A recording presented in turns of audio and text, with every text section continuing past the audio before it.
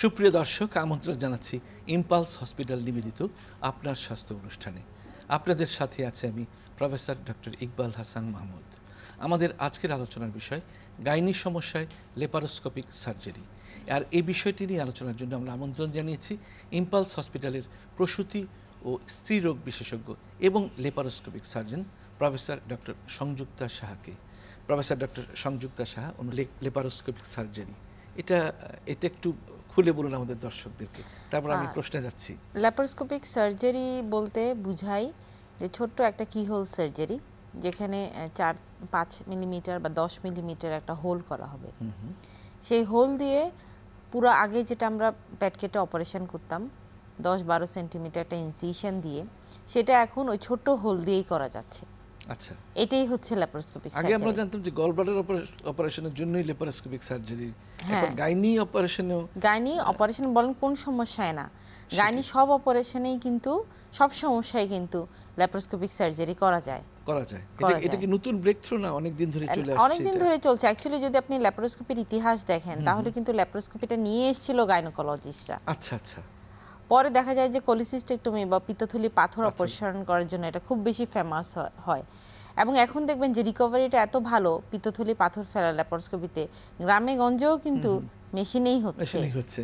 হ্যাঁ, পেট কেটে আর অপারেশন হচ্ছে না। ভুলেই যাবেন আপনি, এখন কালে ভদ্রে দেখবেন যে পেট কেটে পিত্তথলি পাথর হচ্ছে খুব কম। এটা উঠেই গেছে। হ্যাঁ, উঠেই গেছে প্রায় এখন। মানে অন্য কোনো বিশেষ ইন্ডিকেশন না থাকলে, অন্য কোনো বিশেষ ইন্ডিকেশন বা যদি খুব জটিলতা না হলো অপারেশনে, তখন সেটা আলাদা কথা। আসলে ল্যাপারোস্কোপিক সার্জারি ব্যাপারটা কি? ল্যাপারোস্কোপিক সার্জারি আমরা বলবো যে আধুনিকতার একটা নাম। আমরা যে কনভেনশনাল সার্জারিগুলো করতাম, যেখানে হচ্ছে যে আপনি 10 থেকে 12 সেন্টিমিটার ইনসিশন দিবেন, তারপরে সেই রিকভারির জন্য রোগীর অনেক সময় লেগে যেত, হসপিটালে থাকতে হতো। আগে তো দেখতাম আমরা যখন স্টুডেন্ট ছিলাম 6-7 দিন, এখন কমিয়ে আনলে 4-5 দিনের আগে তো রোগী যেতে পারে না, বেড বাউন্ড থাকে অনেক দিন, বাসায় গিয়েও তাকে বিশ্রামে থাকতে হয়, প্রায় 1.5-2 মাস রিকভারি টাইম লেগে যায়। এই সময় একটা সুবিধাগুলো পরে শুনবো আপনার কাছ থেকে। মানে জিনিসটা কি হচ্ছে, মানে ল্যাপারোস্কোপি এটা হচ্ছে স্কোপিটা হচ্ছে দেখা, ল্যাপারো হচ্ছে পেটের ভিতর দেখা। আচ্ছা, আপনি পেটের ভিতর স্কোপের সাহায্যে দেখছেন এবং চিকিৎসা করছেন। মানে দুটো খালি স্কোপ করলে দেখলেই তো হবে না, শুধু দেখবেন না, আপনি এখানে কোন জায়গাটায় সমস্যা সেটা দেখলেন এবং তার চিকিৎসাও দিলেন একই সাথে, একই সেটিংয়ে চিকিৎসা হয়ে যাচ্ছে। এখন প্রশ্ন আসে যে কোন ধরনের গাইনির সমস্যায় এই ল্যাপারোস্কোপিক সার্জারি আপনারা করেন? ল্যাপারোস্কোপিক সার্জারি আমি প্রথমেই বলছিলাম যে গাইনির সমস্যা যে কোনো সমস্যায়, আপনি ধরেন জরায় টিউমার অপারেশন করবেন, শুধু টিউমারটা ফেলবেন তাও ল্যাপারোস্কোপি করা যাচ্ছে, জরাই ফেলবেন তাও ল্যাপারোস্কোপি করা যাচ্ছে, ধরেন প্রেগনেন্সি কমপ্লিকেশন, একটোপিক প্রেগনেন্সি, সেটাও করা যাচ্ছে, ওভারিয়ান টিউমার বা ওভারি ফেলবেন সেটাও করতে পাচ্ছি, আবার পরিবার পরিকল্পনা, স্টেরিলাইজেশন, টিউবাল লাইগেশন, এগুলো সব কিছু আমরা ল্যাপারোস্কোপির মাধ্যমে করতে পাচ্ছি। আমরা এন্ডোমেট্রোসিস ডায়াগনোসিসের জন্য বলি ল্যাপারোস্কোপি গোল্ড স্ট্যান্ডার্ড। অনেক সময় মাসের পর মাস, বছর পর বছর রোগীরা ব্যথা অনুভব করছে, বিভিন্ন অ্যান্টিবায়োটিক খাচ্ছে, ভালো হচ্ছে না, কিন্তু ল্যাপারোস্কোপি করেই জানা গেল যে অ্যাকচুয়ালি তার প্রবলেমটা এন্ডোমেট্রোসিস। এবং এটা ল্যাপারোস্কোপি বলি যে আমরা গোল্ড স্ট্যান্ডার্ড, এবং ল্যাপারোস্কোপি শুধু দেখা না, একই সাথে আপনি ট্রিটমেন্টও করতে পাচ্ছি। রোগীরা বন্ধ্যাত্বতে ভুগছে, কারণ জানা যাচ্ছে না। আমরা একটি পর্বে একজন মহিলার সিজারিয়ান সেকশন ইম্পালস হসপিটালে হয়েছে, স্পন্দন নাম দেওয়া হয়েছে শিশুটার, ইম্পালস হসপিটাল থেকেই। তার এন্ডোমেট্রিওসিস গ্রেড 2 ধরা পড়লো আপনি ইম্পালস হসপিটালই। তারপর সেখানে ভারতের চেন্নাইয়ে ওখানে তাকে ওই টেস্ট টিউব করিয়ে প্রথম সিজারিয়ানটা ইম্পালস হসপিটালে হলো, এবং আমরা একটা পর্বে দেখিয়েছি সেই শিশুকে নিয়েই মা এসেছিলেন এবং সাকসেসফুল অপারেশন হয়েছে সিজারিয়ান সেকশনে। তো এই এন্ডোমেট্রিওসিসটা কি মানে ইনফার্টিলিটির বা বন্ধ্যাত্বের একটা বড় কারণ? হ্যাঁ, বন্ধ্যাত্বের একটা, আমরা বলবো 40% ক্ষেত্রে দেখা যায় যে এন্ডোমেট্রিওসিস একটা কারণ বন্ধ্যাত্ব হওয়ার জন্য। আচ্ছা আচ্ছা। এছাড়া যারা এন্ডোমেট্রোসিস যদি থাকে, বন্ধাত্ব ছাড়াও দেখা যায় যে তাদের মাসিকের সময় খুব ব্যথা হচ্ছে, যেটা আমরা ডিসম্যানোরিয়া বলি। অনেক সময় ম্যানোরিয়া যে হতে অতিরিক্ত রক্তস্রাব হয়ে থাকে এন্ডোমেট্রোসিসের কারণে।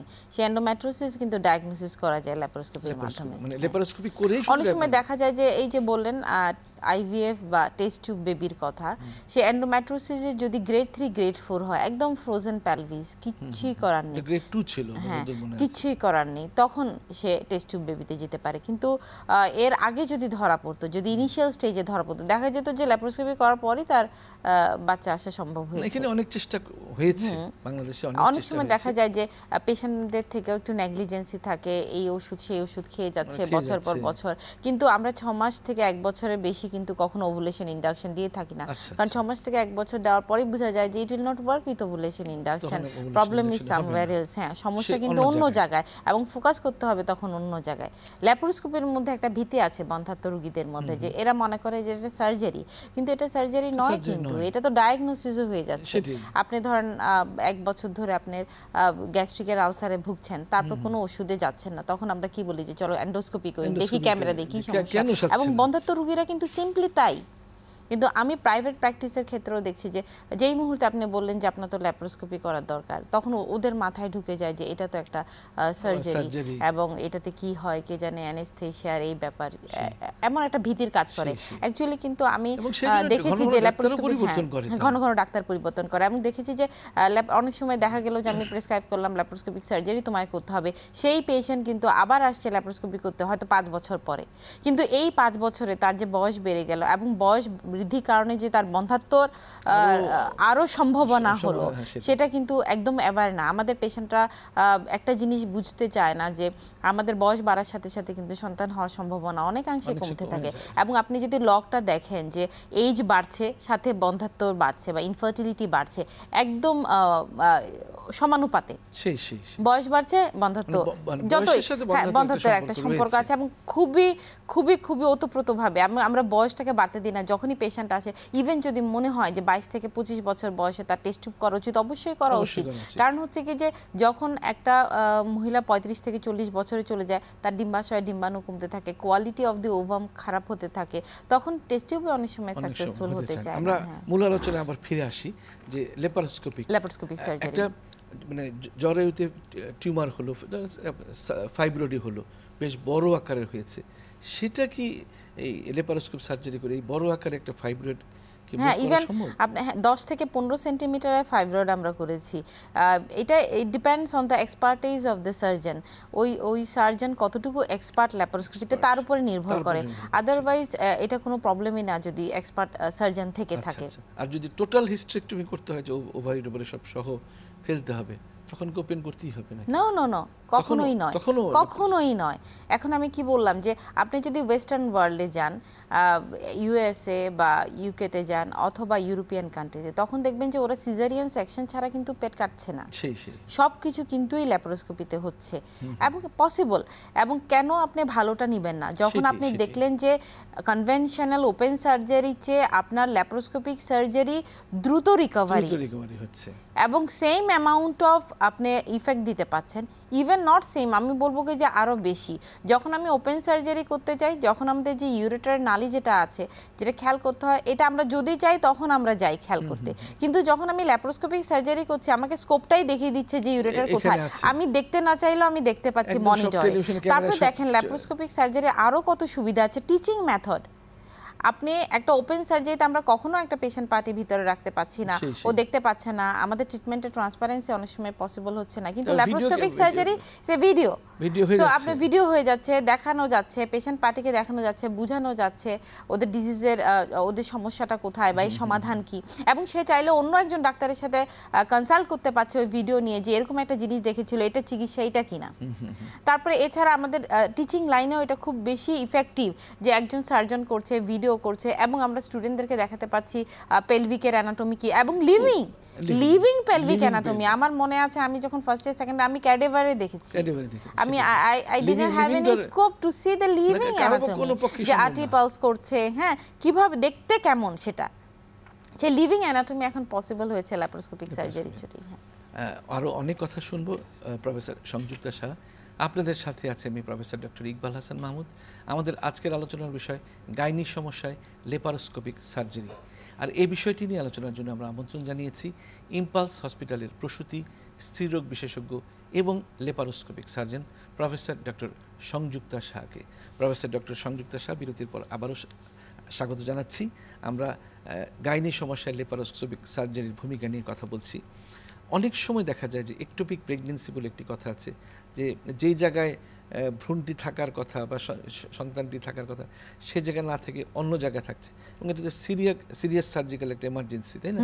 তো এইসব ক্ষেত্রেও এই ব্যাপারটা একটু বলবেন, একটোপিক প্রেগনেন্সিটা কী, আর এই সব ক্ষেত্রেও কি লেপারোস্কোপিক সার্জারি মানে আপনারা করছেন কিনা?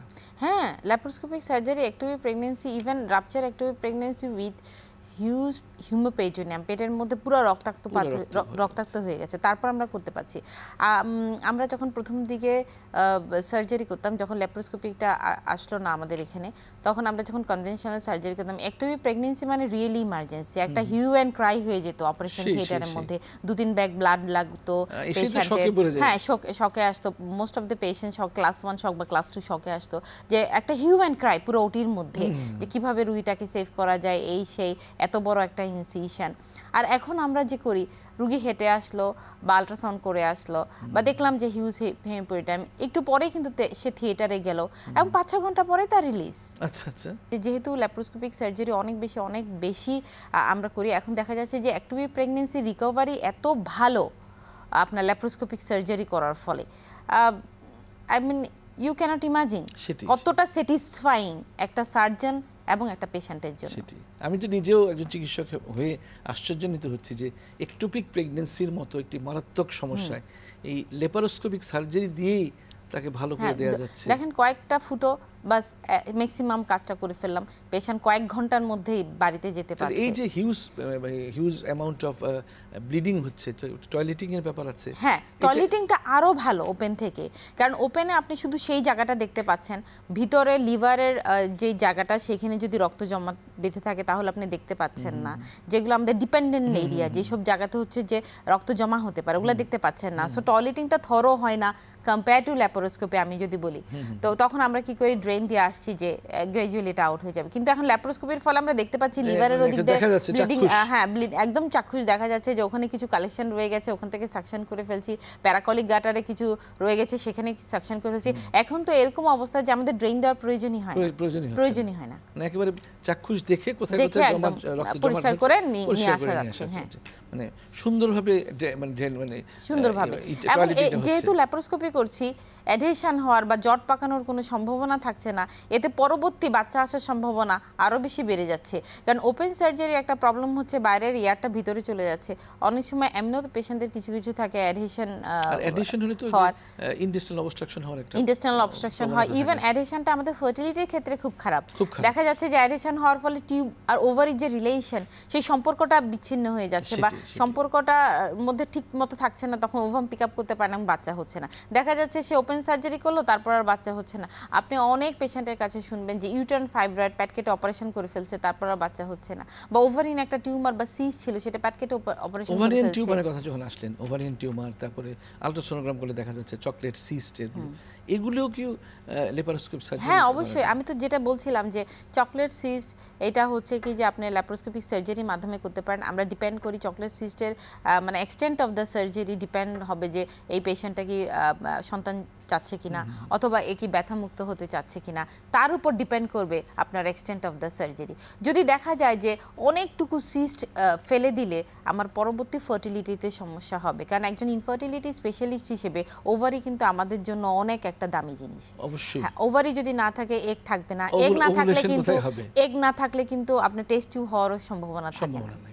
তো এই জন্য আমরা তখন এভাবে করে আমরা বিবেচনা করি যে সন্তান যদি সম্ভাবনা থাকে তার, বা সন্তানের জন্য যদি চাহিদা থাকে, তাহলে আমরা কি করি, ড্রিল করে দিয়ে আসি, ফ্লুইডটা বার করে দিই, তারপর ওভুলেশন ইন্ডাকশন হয়। যদি সে পেইন রিলিফ করতে চায়, তাহলে as much as possible endometriotic tissue তাকে রিমুভ করতে হবে।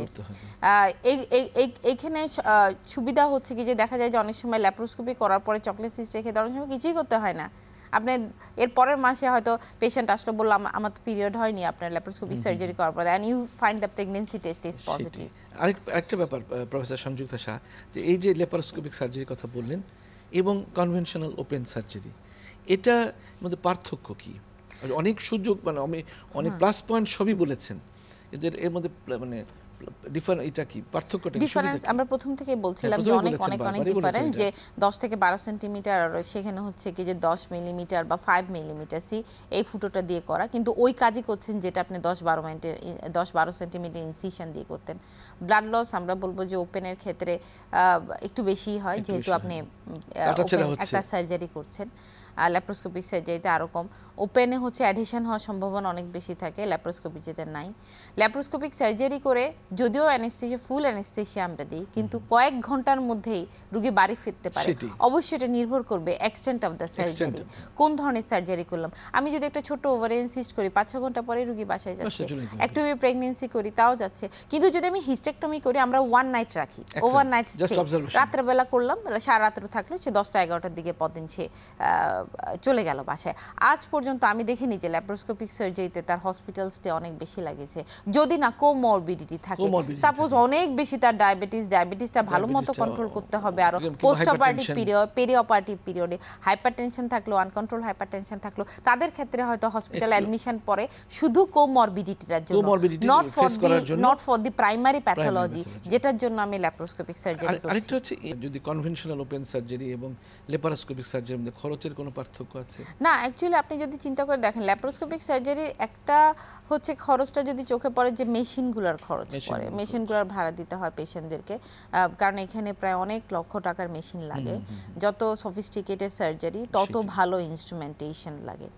তো সেটা যদি কনভেনশনাল দিয়ে খেয়াল করি, কস্ট বেনিফিট যদি হিসাব করি, তাহলেও ল্যাপারোস্কোপি আমি বলবো। কারণ হচ্ছে কি যে ল্যাপারোস্কোপিতে আপনি একদিন থাকছে, কনভেনশনাল তো 4-5 দিন, সেখানে তার হসপিটালে ভাড়া উঠে যাচ্ছে, সার্ভিস চার্জ হয়েছে। শুধু তাই নয়, বাসার একজন মহিলা যদি গৃহবধূ অসুস্থ, তাহলে তো তার পুরো ফ্যামিলিটা প্যারালাইজ হচ্ছে, বাসার থেকে লোক নিয়ে আসতে হচ্ছে। অনেক সময় দেখা যায় যে রুগীরা অপারেশন করতে পারছে না, যে ম্যাডাম আমাদের বাসায় তো কেউ নেই, উনার সাথে থাকবে কে, বাসায় বাচ্চাদেরকে দেখবে কে, সো মেনি থিংস। এবং এগুলো চিন্তা করলে অনেক ফ্যাক্টর, যে আমার বাবুগুলাকে দেখবে কে, আমার পেশেন্টকে দেখবে কে, আমার বাসা তো অসুবিধা হয়ে যাচ্ছে, অচল হয়ে যাচ্ছে, আমি কিভাবে কি করব, কিভাবে এই সার্জারি করব। তাহলে দেখেন, কিন্তু ল্যাপারোস্কোপির জন্য আমরা বলতে পারছি যে তুমি দুপুরে করবা, রাত্রে চলে যাবা, সো হসপিটালে থাকার কোনো প্রশ্ন আসছে না, কোনো অ্যাটেন্ডেন্ট লাগছে না, এবং সে বাসায় গিয়েও কিন্তু ল্যাপারোস্কোপিক সার্জারি পরে সে টুকটাক কাজ করতে পারছে, রান্না বান্না, নিজের কাপড় চোপড় গুছানো, নিজে উঠে গিয়ে খাওয়া দাওয়া করা। এবং আমি দেখলাম যে কনভেনশনাল সার্জারি পরদিন রুগী উঠে গিয়ে ডাইনিং টেবিলে গিয়ে নিজের খাবার দাওয়া নিজে করলো, সেটা কিন্তু কখনোই দেখা যায় না। কিন্তু আপনি ল্যাপারোস্কোপিক সার্জারি করার পর দেখবেন কি যে বাসায় গিয়েই কিন্তু সে নিজে খাওয়া দাওয়া করতে পারছে। প্রফেসর সংযুক্তা শাহ, আমি অনেকগুলো প্রোগ্রাম তো করেছি অনেক বছর ধরে, তো গল ব্লাডারের ল্যাপারোস্কোপিক সার্জারি নিয়ে কথা বলেছি, ওই দিনই বাসায় ফিরতে পারে। কিন্তু গাইনির সমস্যায় যে ল্যাপারোস্কোপিক সার্জারি আছে এবং এর যে এত সুযোগ সুবিধা, আমিও যেমন জানতে পারলাম, আমাদের দর্শকরা নিশ্চয়ই অনেকটা ইনফরমেশন পেল। আমার মনে হয় এই ধরনের আলোচনা আমরা করিনি কোনো সময়। আপনাকে অনেক ধন্যবাদ যে এত সুন্দর একটি বিষয়কে আমরা নির্ধারণ করতে পেরেছি আজকে আলোচনার বিষয় হিসেবে। আমার মনে হয় দর্শকরা অনেক উপকৃত হবে, তাদের মধ্যে অপারেশন ভীতি অনেকটা কেটে যাবে।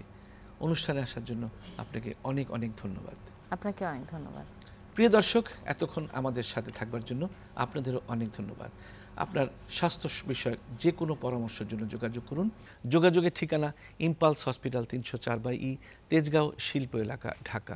Email impulsealamin@yahoo.com, website impulsehospitalbd.com, hotline 0171-501-6727। দর্শক, আগামী অনুষ্ঠান দেখার আমন্ত্রণ রইল। ততক্ষণ পর্যন্ত ভালো থাকুন, সুস্থ থাকুন, নিরাপদে থাকুন। সবার জন্য রইল অনেক শুভকামনা।